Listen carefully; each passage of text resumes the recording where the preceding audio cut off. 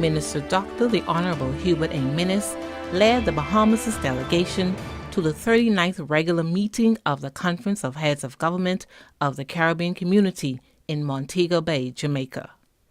Heads of the 15 member states met July 4th to the 6th to discuss topical issues, including measures impacting the implementation of the Caricom single market and economy, crime and security in the region, disaster resilience in Caribbean community and issues relating to climate change, and the legalization or decriminalization of marijuana in small quantities. One of the items in particular that was being discussed is CSME, that is free movement of people between all Caricom nations, and be a participant of Caricom.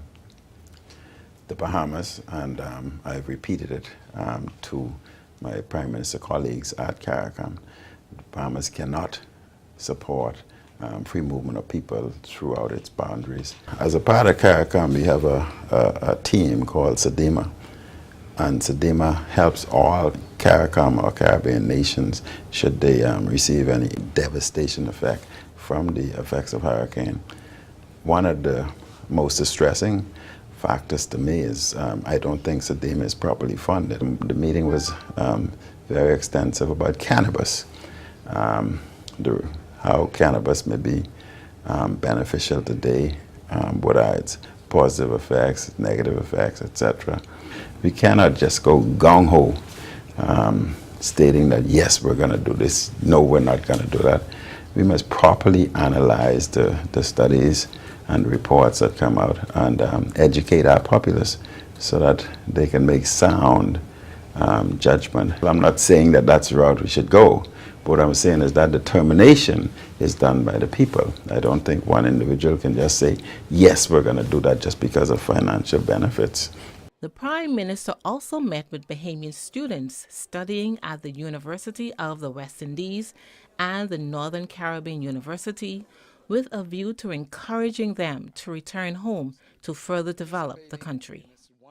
We're reviewing and analyzing, assessing all the various different ministries, asking them to point out to us where are the deficiencies. Wherever there are deficiencies, those areas would be prioritized going forward over the next 10 years, so that we would identify the top students from University of Bahamas or other institutions abroad, bring them into the system, contract them for a year at great salary, after which we'd send them off for further training. Medical students, there are many of you. The Family Islands need you also. So I would hope that after you complete your training, your internship, and whatever specialization you've embarked upon, some of you would return to the Family Islands. We've also introduced a new land policy. The subdivision will have all the bells and whistles, infrastructure, road, water, lights, etc. And we would sell the property to you for less than $30,000 so as to get you started. And we would allow you to build your homes duty-free, again, to get you started.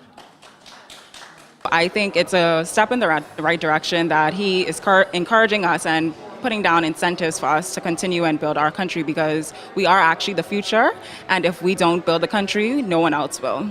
I think that's a really great idea, considering that medicine is an extremely hard journey, long, arduous, and expensive. So you come back home not only to make money for yourself, but also to build your country. And he also spoke on working in the Family Islands, because we need to develop our Family Islands a lot more. Education is key, and him making the way at the University of the Bahamas, at BDVI, making the education free, there's no better decision to be made. The wealth is in the land, and the thought that he is making provisions to make that an easier thing for us to achieve is very exciting, because I do believe that Bahamians should be the majority owners of the land in the Bahamas. The Prime Minister and his fellow leaders also attended the swearing-in ceremony for the Honorable Mr. Justice Adrian Saunders to the office of the President of the Caribbean Court of Justice.